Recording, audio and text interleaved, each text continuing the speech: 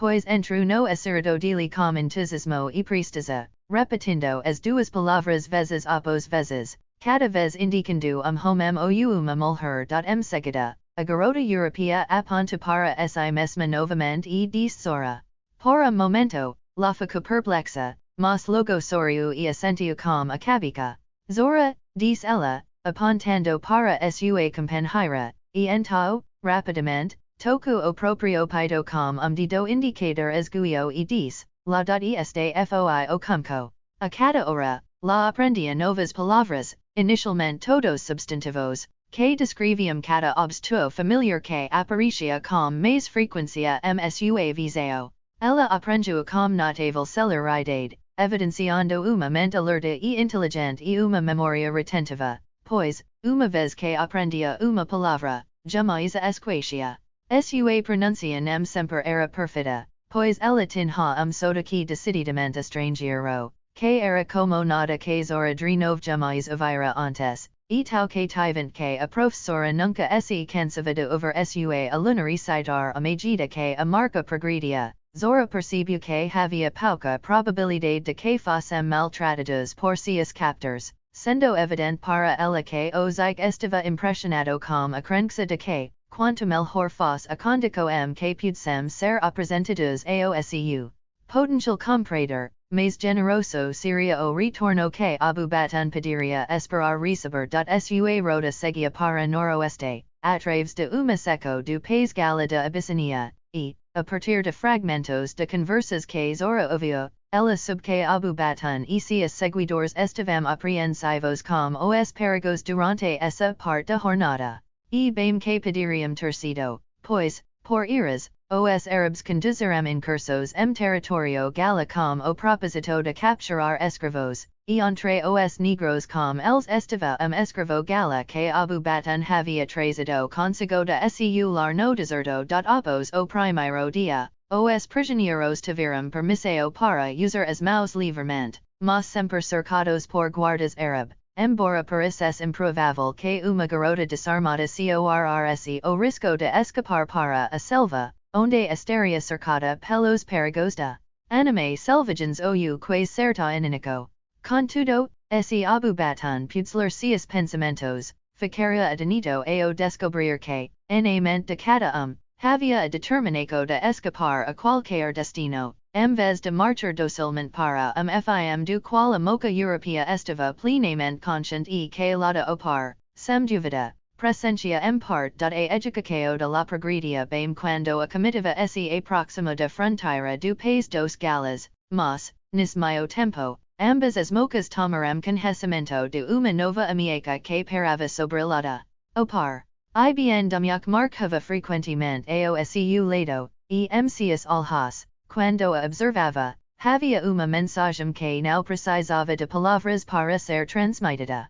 Mas quando Abu Batun se aproximou, Ibn Dumyak ignorou a prisioneira, o que causou a Zora a maior apreensão, pois a convenceu de que o astuto Ibn apenas aguardava o momento propício para executar algum plano que já havia decidido.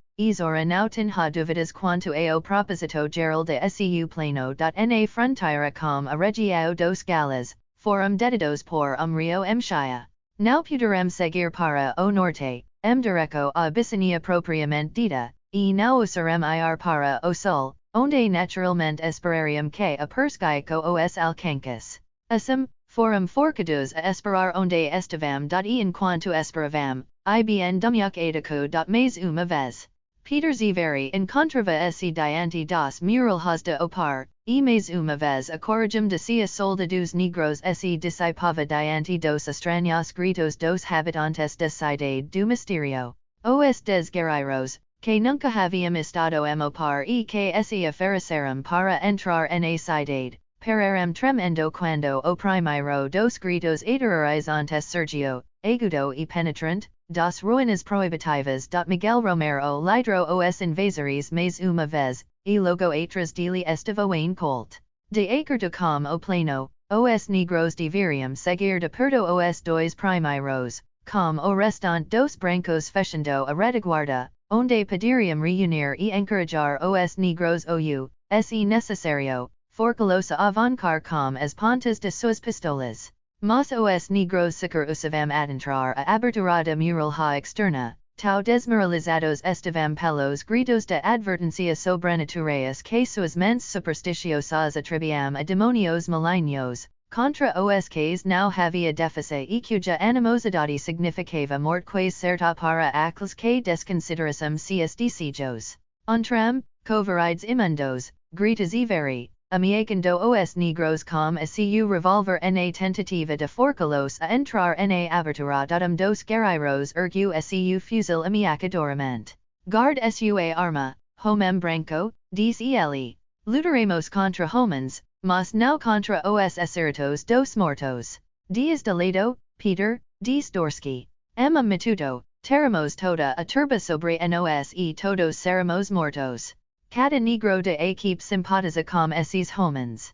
Zeveri abaixo sua pistola e começou a implorar aos guerreiros, permitendo-lhes recompensas que equivaliam a riquezas para eles, caso acompanhassem os brancos à cidade, mas os voluntários foram inflexíveis nada pediria induzi-los a se aventurar par vendo o fracasso mais uma vez iminente e com a mente já obcecada pela crença de que os tesouros do opar o tornarium fabulosamente rico e garantiriam o sucesso de seu plano secreto de imperio, Zeveri determinou-se a seguir Romero e Colt como restante de seus assessors, que consistiam apenas Dorsky, Ivige o Garado Filipino.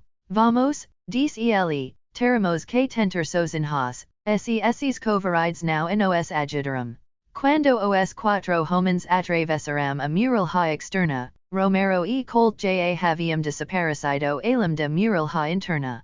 Mais uma vez, o grito de alerta rompeu ameaçadoramente o silencio sombrio da cidade ruínas. Deus, exclama Ivich. O que o senhor supo que possa ser? Calesse, exclama Zeveri irritadico. Per de pensa nisso, ou vai ficar amarillo como aqueles malditos negros.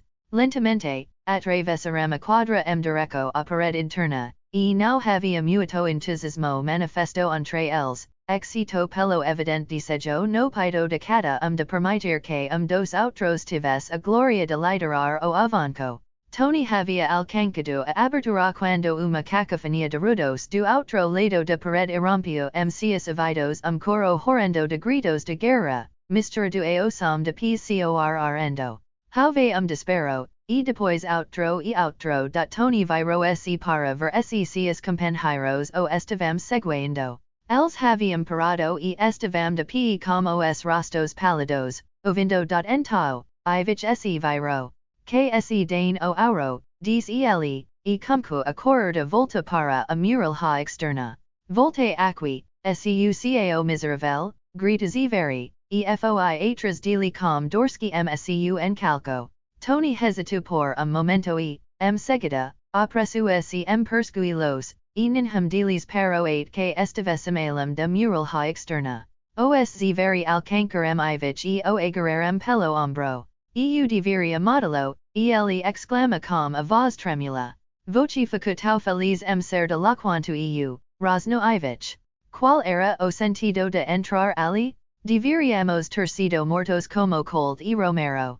Havia muitos deles. Voce não os havia. Eco que Ivich está certo, diz Dorsky. E aceitável ser corajoso, mas devemos nos lembrar de causa se formos mortos, tudo estará perdido. Mas o auro, exclama Zeveri. Pense no auro. O auro não serve para homens mortos, Dorsky o lembrou. E nossos camaradas, pergunta Tony. Vamos deixá-los serem mortos. Que se dane o mexicano, diz Zeveri, e quanto ao americano, creio que seus fundos ainda estarão disponíveis enquanto pudermos impedir que a notícia de sua morte eu acosta. Voce nem sequer vai tentar resgatá-los, pergunta Tony. Não posso fazer isso sozinho, diz Zeveri. Eu irei com voce, diz Tony. Pouco de bom nos dois podemos realizar, murmura Zeveri, e então, uma de suas repentinas fúrias, avançou ameaçadoramente sobre o Filipino, sua grande figura se elevando sobre a do outro. Quem o senhor pensa que afinal, ele exigiu. Eu estou no comando aqui. Quando eu desejar sua assessoria, a solicitare. Quando Romero e cold atravessaram a parede interna, a parte do interior do templo que podiam ver parecia deserta, e ainda estavam conscientes de movimento nos recantos mais escuros e nas aberturas das galerias arruinadas que davam para o patio. Cold alhau para trás. Vamos aguardar os dema, ele perguntou. Romero do de Ambrose. Creio que teremos esta gloria so para nos, camarada, diz ele com sorriso. Cold retribuiu o sorriso. Então, vamos prosseguir com os negocios, diz ele. Ainda não vejo nada muito aterrorizante. Ha algo ali, no entanto, diz Romero. Tenho observado movimentacos. Eu tumbam, diz Cold. Com seus fuzis prontos, avancarem audaciosamente para dentro do templo, mas não haviam ido muito longe quando, de arcos sombrados e de numerosas portas sombrias, irrompeu uma horda de homens horríveis, e o silencio da antiga cidade foi quebrado por gritos de guerra hediondos. Cold estava na vanguarda e agora continuava avancando, disparando tiro acima das cabecas dos grotescos sacerdotes guerreiros de opar. Romero viu vários inimigos se arrendo ao longo da lateral da grande sala que haviam invadido, com evidente intento de cortar sua retirada. Ele se virou e atirou, mas não por cima das cabecas deles.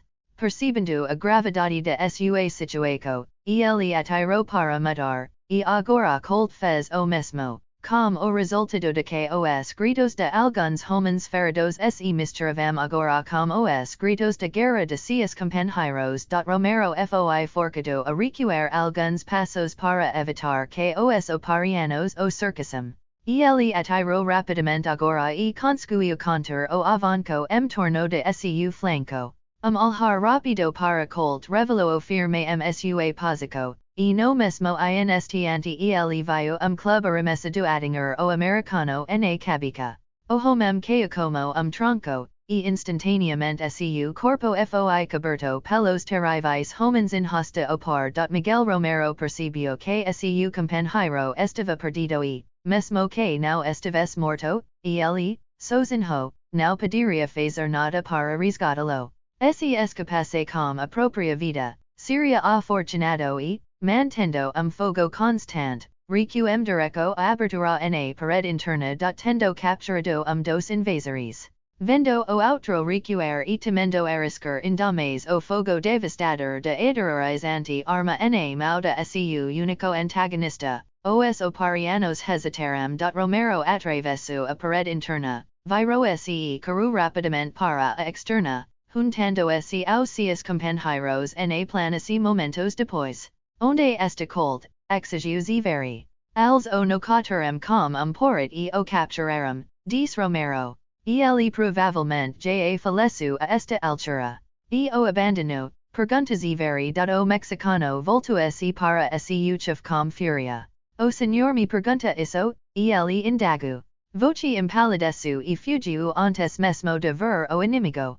Se vocês tivessem nos apoiado, Cold talvez não tivesse sido perdido, mas nos dias entrar lá sozinhos, nos dois não tínhamos a menor chance contra aquela turma de selvagens.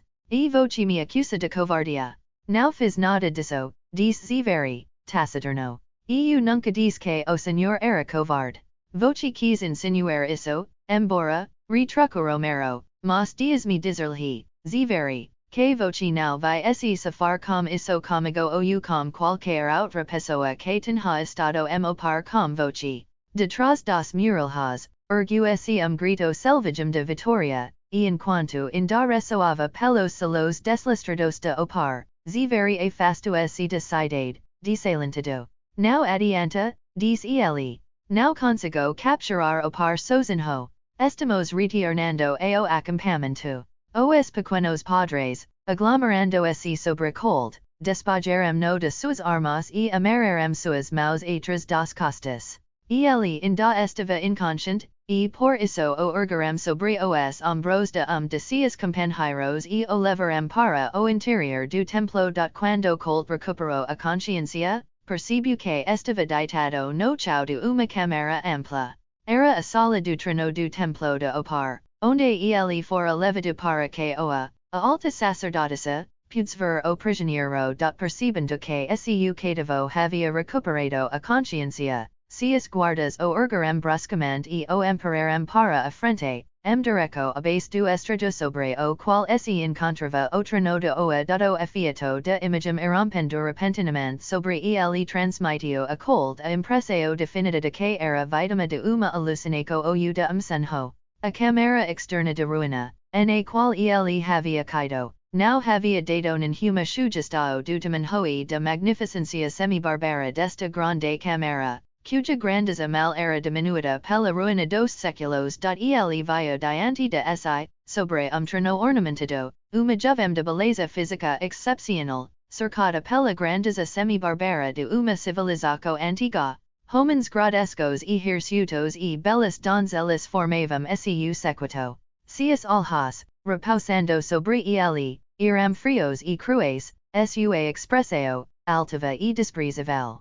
Guerreiro corpulento, mas simio msua conformacao do que humano, dirigia-se ela uma língua desconhecida para a americana. Quando ele terminou, a moca se levantou do trono e, sacando uma longa faça de cintura, ergueu acima da cabeça enquanto falava rapidamente e quase ferozmente, como os olhos fixos no prisioneiro. Dentro grupo de sacerdotisas à direita do trono de oa, uma jovem, recém chegada à idade adulta, observava o prisioneiro através de olhos semicerrados, e sob as placas duradas que confinavam seus seios lisos e brancos, o coraco de não palpitava aos pensamentos que a contemplaco deste estranho guerreiro engendrava seu interior. Quando oa terminou de falar, colt foi levado, totalmente ignorante do fato de que havia escutado a sentença de morte imposta a ele pela alta sacerdotisa do Deus flamejante. Seus guardas o conduziram a uma cela logo na entrada de túnel que levava do patio sacrificial as fossas sob a cidade, e, por não estar totalmente subterrânea, ar fresco e luz tinham acesso a ela através de uma janela e dos grades de sua porta. Aqui, a escolta o diexo, após remover as algemas de seus pulsos. Através de pequena janela de sua cela, Wayne Colt contemplava o patio interno do templo do sol opar. Ele observou as galerias circundantes elevando-se camadas o topo de uma alta muralha. Ele viu o altar de pedra erguido no centro do patio, e as manchas marrons sobre ele e sobre o pavimento a seus pés lhe disseram o que as palavras incompreensíveis de o não haviam conseguido transmitir.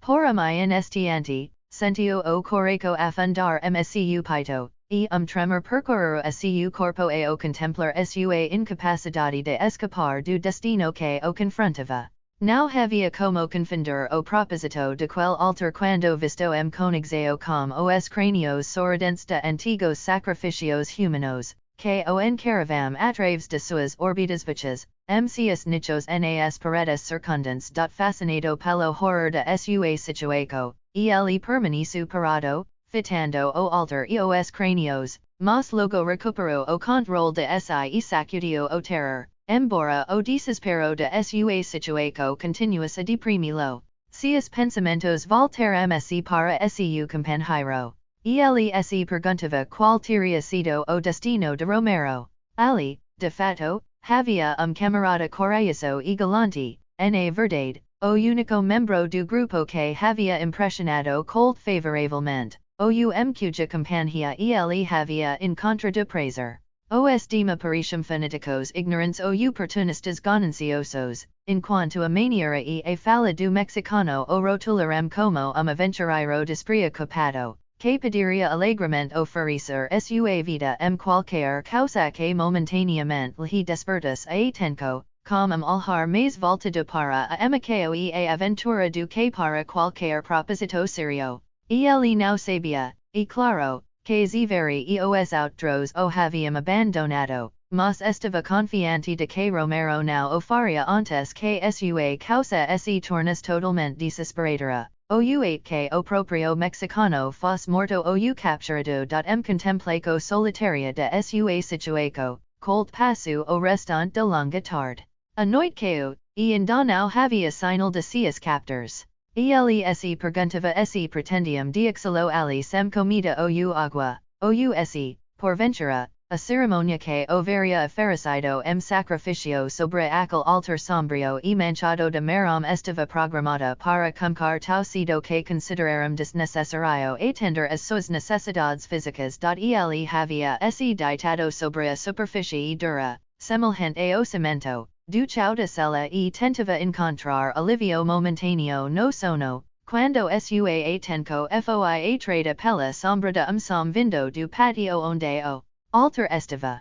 Enquanto escutava, ele teve a certeza de que algum se aproximava e, levantando-se silenciosamente, dirigiu-se à janela e olhou para fora.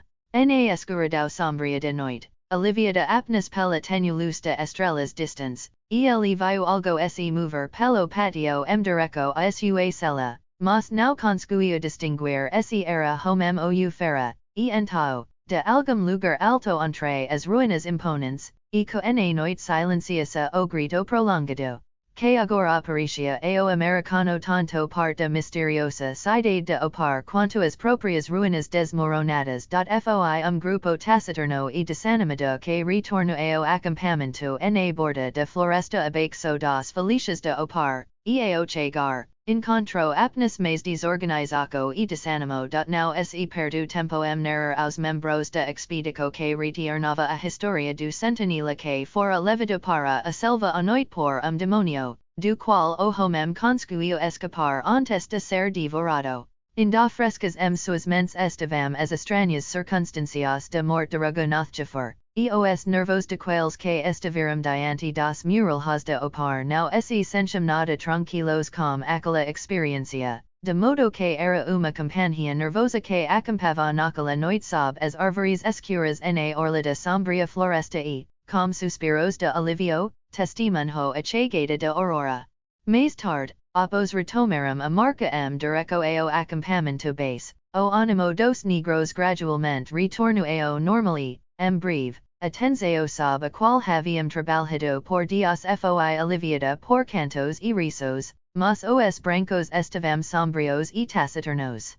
Ziveri e Romero não se falaram, enquanto Ivich, como todos os caracteres fracos, alimentava ressentimentos contra todos por causa da sua própria demonstração de covardia durante o fiasco par do interior de uma árvore oceam que se escondia, o pequeno viu a coluna passar, e, depois que ela se afastou saranca, emergiu da seu refugio e, dancando para cima e para baixo galho da árvore, gritou amiacas terríveis sua direto e lhes por muitos nomes. Tarzan dos macacos. Jazia estendido sobre a barriga nas costas de Tantor, o elefante, como os cotovelos sobre a cabeça larga e o quino apoiado nas mãos concha. Feudal fora sua busca pelo rastro de lado opar.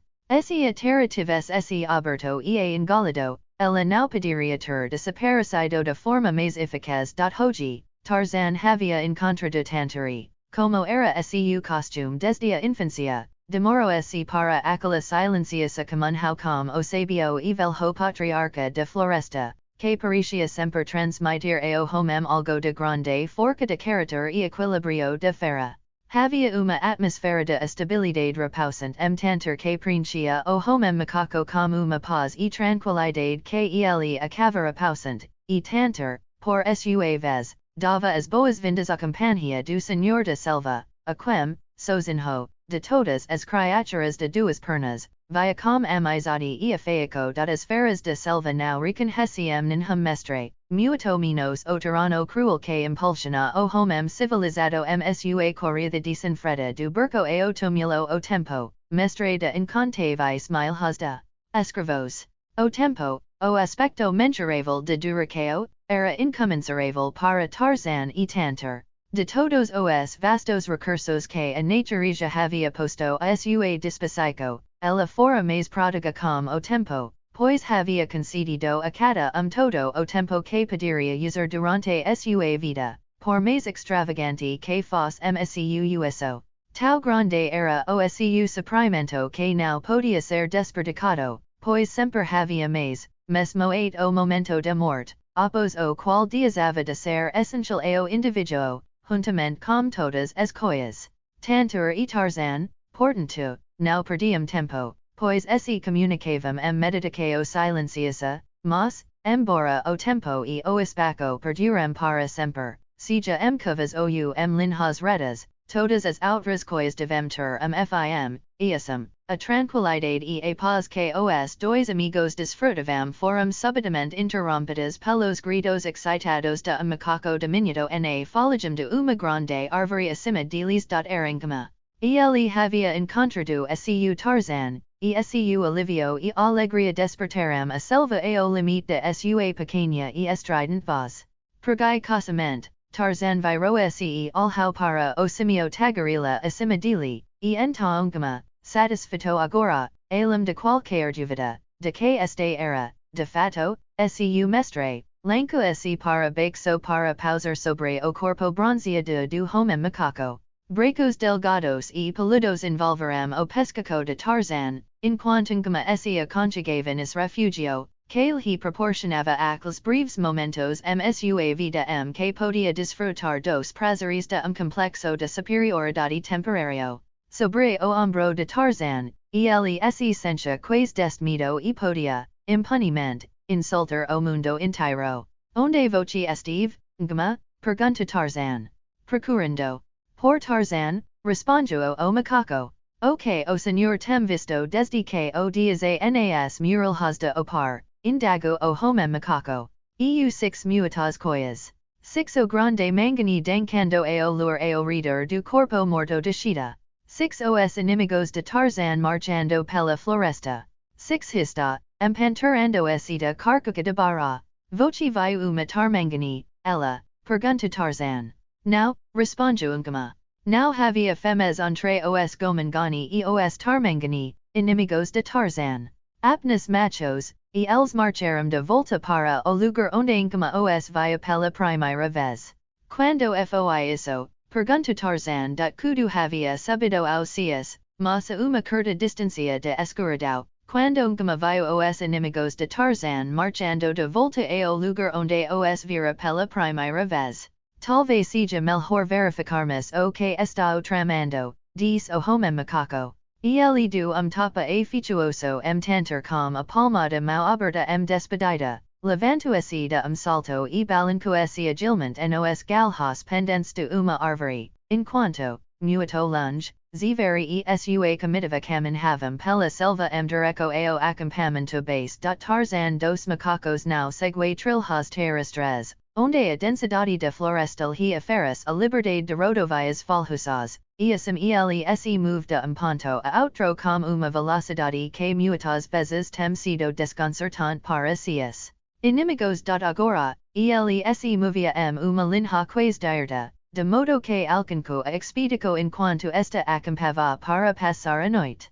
Enquanto os observava por trás de uma tila falhosa de folhagens altas, notou, embora sem surpresa, que eles não estavam carregados com nenhum tesouro de opar. Como o sucesso e a felicidade dos habitantes da selva, e até mesmo a própria vida, dependem grande parte de seus poderes de observação, Tarzan os havia desenvolvido alto grau de perfeição.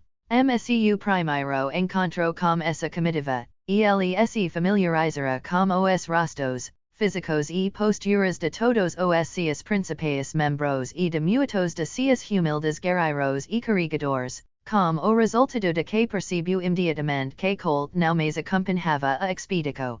A experiência permitiu a Tarzan traçar quadro bastante preciso do que havia ocorrido opar e do provável destino do homem desaparecido. Nos atrás, ele vira seu próprio e corajoso waziri virar se fugir na ocasião de sua primeira experiência com os estranhos gritos de alerta vindos de cidade ruínas, e ele podia facilmente deduzir que Colt, tentando conduzir os invasores à cidade, fora abandonado e encontrado a morte ou a captura seu sombrio interior. Isso, no entanto, não preocupava muito Tarzan.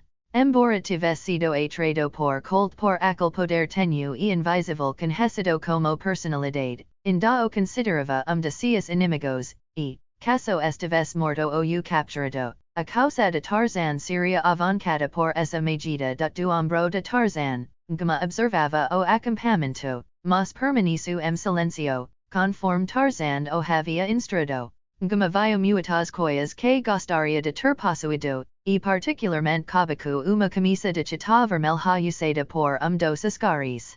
Ele pensou que aquilo era, de fato, muito grandioso, realçado pela nudez generalizada da maioria dos negros. Gama desejava que seu mestre desquece e os matas a todos, mas particularmente o homem com a camisa vermelha, pois, no fundo, gama era sanguinário, o que tornou a paz da selva afortunada por ele não ter nascido guerra.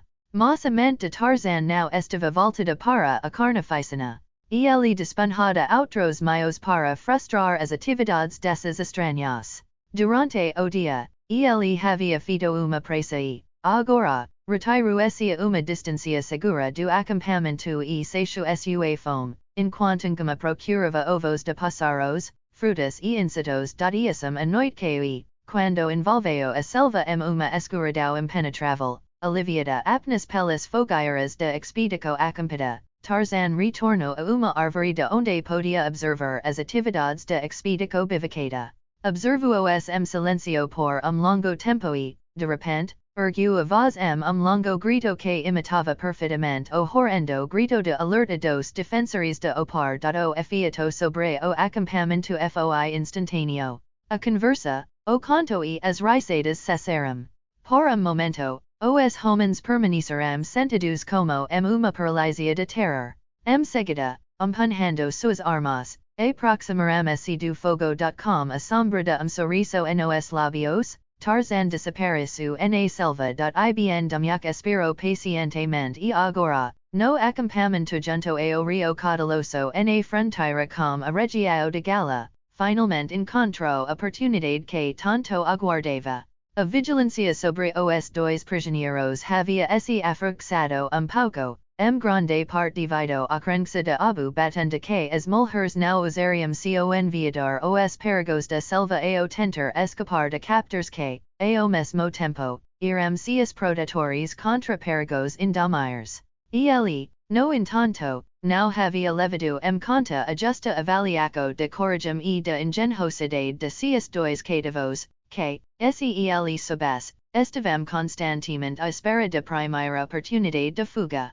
Foi esse fato, também, que favoreceu Ibn Dumyak. Com grande astucia, ele alistou os cervicos de dos negros que haviam sido forcados acompanhá-los do acampamento base e que era virtualmente prisioneiro. Ao permitir-lhe a liberdade, Ibn Dumyak obteve facilmente a concordância do homem com o plano que havia elaborado. Uma tenda separada havia sido montada para as duas mulheres, e frente a ela sentava-se único sentinela, cuja presença Abu Batan considerava mais do que suficiente para este propósito, que era, talvez, mais proteger as mulheres de seus próprios seguidores do que impedir uma tentativa de fuga remotamente possível. Esta noite, que Ibn Dumyak havia escolhido para sua violência, era uma pela qual esperava, pois encontrou de plantão diante de tenda dos cativos de seus próprios homens, membro de sua própria tribo, obrigado por leis de lealdade hereditária a servi-lo e obedecê-lo. Na floresta, logo elem do acampamento, aguardava Ibn Dumyak, com mais dois de seus próprios tribais. Quatro escravos que trazaram do deserto e o carregador negro que ganharia sua liberdade com o trabalho desta noite. O interior da tenda que fora armada para zora e la era iluminado por uma lanterna de papel, na qual uma vela queimava fracamente, e, nessa luz tenue, as duas sentavam-se conversando no inglês recém adquirido por lá, que, na melhor das hipóteses, era muito fragmentário e truncado. No entanto, era muito melhor do que não ter nenhum meio de comunicação e proporcionava às duas meninas o único prazer que desfrutavam. Talvez não tenha sido uma coincidência notável que, naquela noite, estivessem falando de fuga e planejando cortar buraco na parte de trás da sua tenda. Atraves do qual poderium escapar para a selva depois que o acampamento se acomodas para a noite e secu sentinela estives cachilando mscu posto. E enquanto conversavam, o sentinela frente à tenda se levantou e se afastou, e, momento depois, ouviram aranhar na parte de trás da tenda. A conversa deles cessou, e permaneceram sentados com os olhos fixos no ponto onde o tecido da tenda se movia sob a pressão do aranhar do lado de fora dat no momento, uma voz falou sussurro baixo. Memsaib de novo.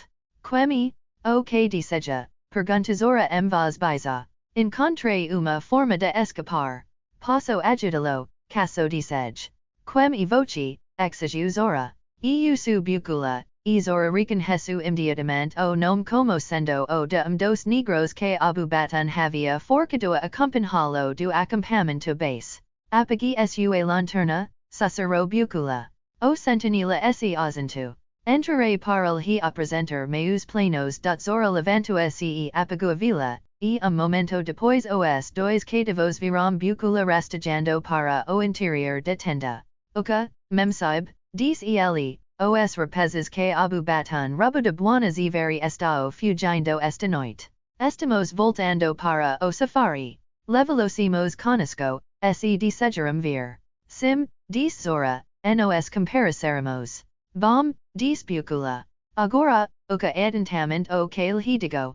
O sentinela não retornará, mas não podemos ser todos de uma vez. Primeiro, levarei esta outra memsaib comigo para a selva, onde os rapazes estão esperando, depois, voltarei para buscá-lo. Você pode conversar com ela.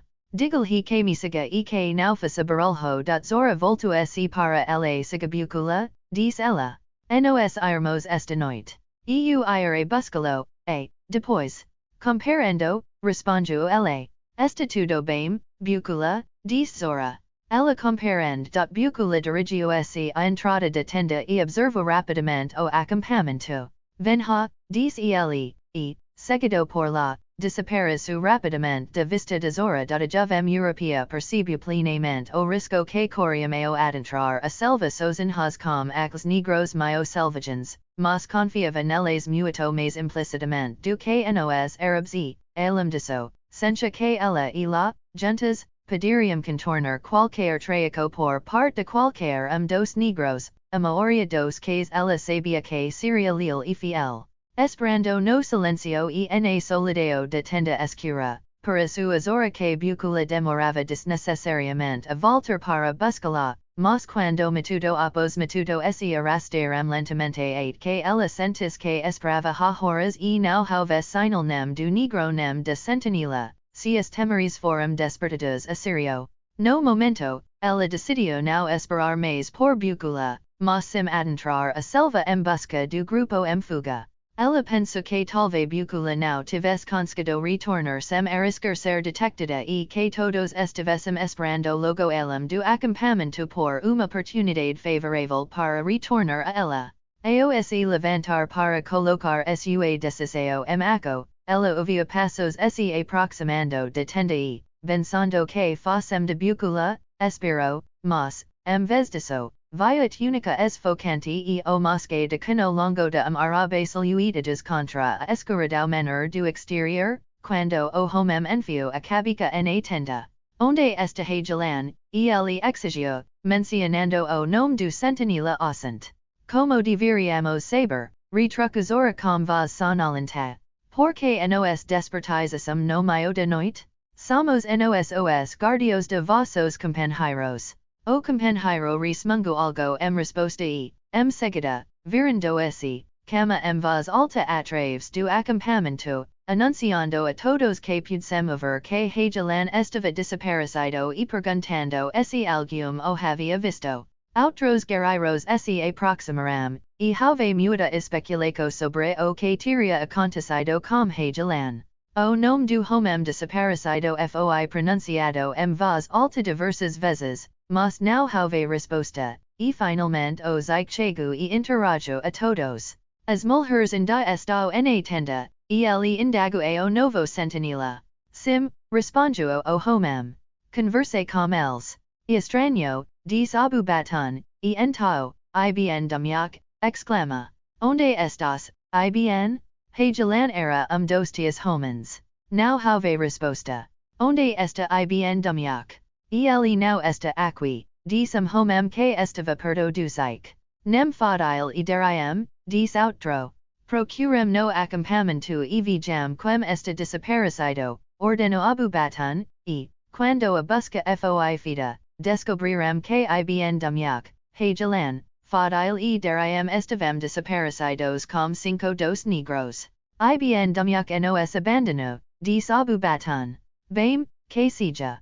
Havera menos com quem dividir a recompensa que colheremos quando formos pagos pelas duas mulheres, e assim reconciliando se com a perda de quatro bons guerreiros, abu baton dirigiu se a sua tenda e retamo seu sono interrompido. Abalada pela apreensão quanto ao destino de la e pela decepção causada por sua própria falha escapar, zora passu uma noite que sem dormir, mas, felizmente para sua paz de espírito, ela não sabia a verdade. Bucula adentro a selva silenciosamente, seguido por lá, e, quando se afastaram pouco do acampamento, a moca avistou as formas escuras de homens reunidos pequeno grupo a sua frente.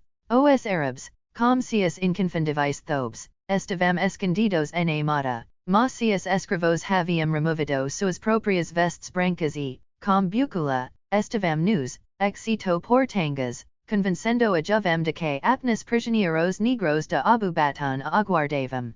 Quando ela chegou entre eles, no entanto, percebeu seu erro, mais tarde dima para se salvar, pois foi rapidamente agarrada por muitas mãos e eficazmente amordacada antes que pudesse dar o alarme. Então ibn dumyak e seus companheiros árabes apareceram, e silenciosamente a comitiva seguiu o rio abaixo pela floresta escura, não sem antes subjugar a enfurecida alta sacerdotisa do Deus flamejante, prendendo seus pulsos atrás das costas e colocando uma corda seu pescoço. Toda a noite fugiram, pois ibn dumyak bem supôs qual seria a ira de abu baton quando, pela manhã, descobrisse o truque que lhe fora pregado, e quando a manhãreou, estavam longe do acampamento, mas ibn dumyak continuou a avançar. Após uma breve parada para café de manhã apressado. Há muito tempo a mordaca fora removida da boca de lá, e agora ibn dumyak caminhava ao seu lado, exultando com sua pressa. Ele falou com ela, mas lá não conseguiu entendê-lo e apenas seguiu frente com altivo desprezo, esperando o momento que pudesse vingar e lamentando interiormente sua separação tesoura. Porquem uma estranha afeição havia sido despertada seu peito selvagem. Por volta do meio-dia, o grupo se retirou de trilha que vinha seguindo e acampou próximo ao rio. Foi aqui que ibn dumyak cometeu erro fatal. Instigado a paixão pela proximidade de bela mulher por quem nutria uma infatuada paixão, o árabe situou desejo de ficar a sos com ela, e conduzindo-a por uma pequena trilha que margiva o rio, afastou-a da vista de seus companheiros, e quando se afastaram talvez metros do acampamento, ele tomou seus bracos e tentou beijar seus lábios. Com a mesma saranca, ibn dumyak poderia ter abarcado leão. No calor de sua paixão, ele esqueceu muitas coisas, entre elas a de que sempre pendia ao seu lado. Mas lada opar não se esqueceu. Com a chegada de luz do dia, ela notara aquela adega e, desde então, a cobicava, e agora, enquanto o homem apressionava, sua mão buscou e encontrou o cabo. Por instante, ela pareceu se render. Ela deixou seu corpo relaxar seus bracos, enquanto os seus, firmes e bellamente arredondados, a envolviam, seu ombro direito, o outro sub seu braco esquerdo. Mas, então, ela não lhe ofereceu os lábios, e, quando ele se esforçou para possuí-los, a mão seu ombro o agarrou subitamente pela garganta. Os dedos longos e afilados, que pareciam tão macios e brancos, transformaram-se subitamente garras de água que se fecharam sobre sua traqueia, e, simultaneamente, amau que se insinuera tau suavemente sob seu breco escurto cravu sua propria adigalonga mscu coreco, por baxo de escapula o unico grito que ele pediria ter imitido foi sufocado msua garganta, porum instiante, a alta figura de ibn dumyak permanisu rigidamente erda, seguida, disabo para a frente, a moca diaxoe escorriger para o chau, ella o regita com o pe uma vez, entao removeo dili o cinto a bainhada adiga, limpo a lamina ensanguentada no thab du homem e apresu se pela pequena trilha du rio 8 encontrar uma abertura no modo que a ofistava du riaco. Ella proseguing canzavelmente 8 que a exaustao a domino, entao, com as forcas restantes, subiu uma arvore em busca do descanso tau necessario. Wayne cold observava a figura sombria se aproximar da entrada do corredor onde ficava sua cela. Ele perguntava se aquel era a mensageiro da morte, vindo para conduzilo ao sacrificio. Aproximando se cada vez mais, pero diante dos grades de porta de sua cela, entao, uma voz suave falou com elem sussurro baixo e uma língua que ele não conseguia entender, ele soube que sua visitante era uma mulher. Impulsionado pela curiosidade, ele se aproximou dos grades. Uma mão suave alcançou e tocou, quase carinhosamente. Uma lua cheia ascendendo acima dos altos muralhas que circundavam o patio sacrificial inundou subitamente a boca do corredor e a entrada de cela de cold como uma luz prateada, e nela o americano viu a figura de uma jovem garota pressionada contra o ferro frio de grade. Ela lhe entregou a comida e, quando ele a pegou, acariciou sua mão e, aproximando a dos grades, pressionou seus labios contra ela. Wayne cold ficou perplexo. Ele não poderia saber que não, a pequena sacerdotisa, fora vítima de amor à primeira vista, que, para sua mente e olhos, acostumados a ver homens apenas na forma dos sacerdotes hirsutos e grotescos de opar, este estranho parecia, de fato, deus. Livro do atreo a atenco de não para a quadra e, aos virar, olor inundou seu rosto, e o americano percebeu que ela era muito bela. Entao, ela voltou-se para ele, seus olhos escuros poucos de adoraceo, seus labios cheios e sensíveis tremendo de emoção quando, agarrada a sua mão, ela falou rapidamente tons baixos e líquidos. Ela estava tentando dizer a cold que, ao meio-dia do segundo dia, ele seria oferecido sacrificio ao deus flamejante, que não desejava que ele morresse e, se possível, o ajudaria. Mas que não sabia como isso seria possível. Cold balanco a cabeça. Não consigo compreendê-lo, pequena, diz ele, e não, embora não pudes interpretar suas palavras, sentiu a futilidade das suas próprias. Seguida, levantando uma de suas mãos de dili, ela trocou grande círculo plano vertical de leste a oeste com dedo indicador esguio, indicando o caminho do sol através dos cias. E então ela iniciou segundo círculo, que interrompeu no zenith, indicando o meio-dia do segundo dia. Por instante, sua mão erguida permaneceu dramaticamente suspensa, e então, fechando os dedos como se ao reader do punho de uma face sacrificial imaginária, ela mergulhou a ponta invisível profundamente msu peito. Assim o ira destruí-lo, diz ela, alcançando através dos grades e tocando cold sobre o coreco. O americano achou que havia compreendido o significado de pantomima dela, que então repetiu, mergulhando a lâmina imaginária msu proprio peito e olhando interrogativamente para não. Resposta, ela assentiu tristemente, e as lágrimas brotaram seus olhos. Com a clareza de quem compreenderá suas palavras, cold percebeu que ali estava uma amiga que o ajudaria se pudes, e, alcançando a através dos grades, atraiu a moca gentilmente para perto de si e pressionou seus labios contra a testa dela.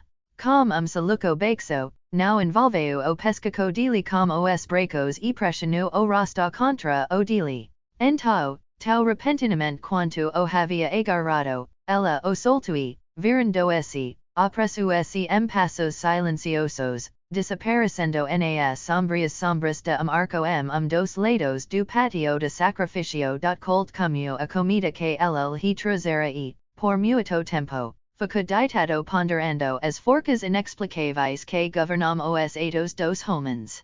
Que cadeia de circunstancias, originadas passado misterioso, havia produzido este único ser humano uma cidade de inimigos, na qual, sem suspeitar, sempre deve ter existido germe de potential amizade por ele, completo estranho e alienígena, cuja própria existência ela não poderia ter sonhado antes deste dia. Ele tenta se enviançar a si mesmo de que a moca fora instigada a su ato pela compacção por sua situação, mas sabia su coraco que motivo mais poderoso a impelia. Cold havia se sentido atraído por muitas mulheres, mas nunca amara, e questionava se o amor surgia dessa forma e se, algum dia, o dominaria como dominara aquela moca, e também se perguntava se, condicos diferentes, poderia ter esse sentido tão fortemente atraído por ela. Caso contrário, parecia haver algo errado no esquema das coisas, e, ainda intrigado com esse enigma da época, adormeceu no chauduro de sua cela. Com a manhã, padre barbudo veio ele do comida e água, e durante o dia outros vieram e o observaram, como se fosse uma feira selvagem zoológico. E assim ao longo dia se arrasto, e mais uma vez a noite chegou sua última noite. Ele tentou imaginar como seria a cerimônia final. Parecia quase inacreditável que, no século XX, ele fosse oferecido como sacrifício humano a alguma divindade paga, mas, ainda assim, a pantomima de garota e a evidencia secreta do altar sangrento e das caviares sorridentes o acervam de que tal seria o destino que o aguardava no dia seguinte. Ele pensou sua família e seus amigos casa, eles jamais saberiam o que havia acontecido com ele. Ele ponderou seu sacrifício relação a missão que havia empreendido e não sentiu arrependimento, pois sabia que não fora vão. Distante, já próximo da costa, estava a mensagem que ele havia despachado pelo mensageiro. Isso garantiria que ele não tivesse falhado sua parte por causa de grande princípio pelo qual, se necessário, ele estava disposto a dar a vida. Ele se alegrou por ter agido prontamente e enviado a mensagem quando o fez, pois agora, no dia seguinte, poderia enfrentar a morte sem lamentos veios. Ele não queria morrer e fez muitos planos durante o dia para aproveitar a menor oportunidade que lhe pude ser apresentada para escapar. Ele se perguntava o que teria acontecido com a moca e se ela voltaria agora que estava escuro. Ele desejava que ela o fizesse, pois ansiava pela companhia de amigo durante suas últimas horas, mas, com o passar da noite, desistiu da esperança e buscou esquecer o amanhã no sono. Enquanto Wayne Colt se movia inquieto msu duro diva, Ferg, sacerdote menor de opar, roncava msu lito de palha no pequeno e escuro recesso que era su corto. Ferg era o guardião das chaves e ficou tão impressionado com a importância de seus deveres que jamais permitia que algum sequer tocasse nos sagrados emblemas de sua confiança. E provavelmente porque era bem conhecido que Ferg moriria sua defesa, eles foram confiados a ele. Ferg não poderia, com justiça, ter reivindicado qualquer pretensão à intelectualidade, caso soubesse que tal coisa existia. Ele era apenas bruto abismal e, como muitos homens, inferior aos chamados brutos muitas das atividades da mente. Quando dormia, todas as suas faculdades estavam adormecidas, o que não ocorre com os animais selvagens quando dormem. O celular de Ferg estava dos andares superiores das ruínas que ainda permaneciam intactas. Era corredor que circundava o patio principal do templo corredor que agora estava densa sombra, pois a lua, tocando no início da noite, já havia passado, de modo que a figura que se aproximava furtivamente da entrada da câmara de Ferg só seria notada por algum que estivesse bem perto. Moveu-se silenciosamente, mas sem hesitação, chegar a entrada elam de qual fergjasia. Ali, fez uma pausa, escutando, e quando ouviu oberolhin turanco de ferg, entrou rapidamente. Movendo se diretamente para o lado do homem adormecido, ajoelhou se ali, buscando com uma mão livremente sobre seu corpo, enquanto a outra sairava uma longa e afiada faça que parava constantemente sobre o peito peludo do padre. No momento, encontrou o que procurava, grande anel, no qual estavam penduradas várias chaves enormes. Uma tira de couro prendia o anel e o cinturão de ferg, e com a lâmina afiada de Edgar, o visitante noturno procura cortar a tira. Ferg se moveu, e instantaneamente a criatura a seu lado se imobilizou. Então, o padre se moveu inquieto e voltou a roncar, e mais uma vez adegacerou a careia de couro.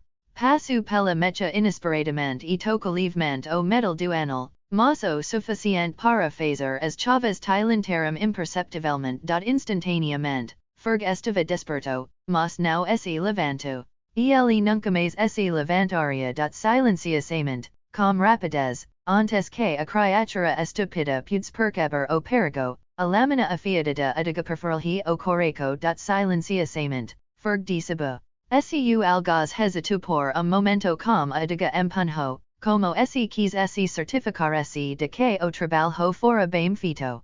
Seguida, limpando as manchas reveladoras de lâmina de Edgar com o pano de cintura de vidama, a figura se ergueu e apressou se a sair da câmara. Uma mão as grandes chaves msu anel durada. Colt se mixer inquieto msu sono e então desperta com sobressalto. A olor minguante, ele avistou uma figura além dos grades da sua cela. Ele ouviu uma chave girar na fechadura mágica. Será que estavam vindo atrás dele? Ele se levantou, impulsionado pelo desejo de sua última reflexão consciente, escapar. E então, quando a porta se abriu, uma voz suave falou, e ele soube que a moça havia retornado. Ela entrou na cela e lancou os bracos ao redor do pescoço de Colt, levando seus lábios aos dela.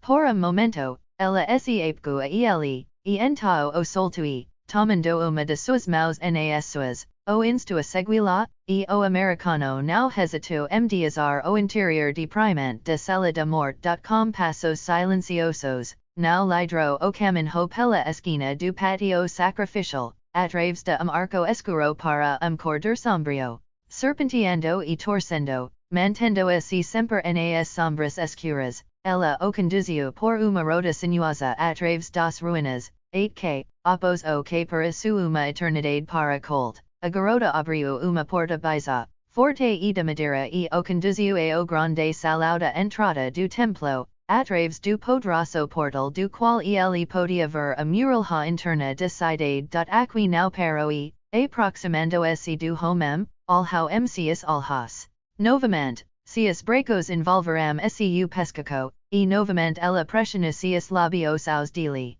Suas bochechas estavam molhadas de lágrimas, e sua voz se quebrava com pequenos solucos que ela tentava sufocar enquanto derramava seu amor nos ouvidos do homem que não conseguia entender. Ela o trouxera ali para lhe oferecer a liberdade, mas não podia deixá-lo partir ainda. Ela se apegou a ele, acariciando-o e cantando para ele. Por quarto de hora, ela o manteve ali, e Colt não teve coragem de se afastar, mas, por fim, ela o soltou e aponta para a abertura na parede interna. Va, ela disse, levando o coraco de não com voce. Jamais o verei novamente, mas, ao menos, terei sempre a memória desta hora para levar comigo por toda a vida. Wayne curvo se biju sua mão, a mão esguia e selvagem que acabara de mudar para que sua amante pudesse viver. Apesar disso, Wayne nada sabia. Uma grande tristeza abateu Colt ao atravessar a muralha interna e cruzar o patio direto à liberdade, pois sabia que havia deixado para trás coraco triste e desesperançoso, no peito de alguém que deve ter arriscado a morte, talvez, para salvá-lo amigo perfeito de quem ele só poderia guardar uma vaga lembrança de rasta belo e mal visto, amigo cujo nome ele não conhecia, cujos únicos vestigios que ele havia levado consigo eram a memoria de bijos. Ardens e uma adega esguiadadíssima, enquanto Wayne cold caminhava pela planície iluminada pela lua de opar, a alegria da sua fuga foi atenuada pela tristeza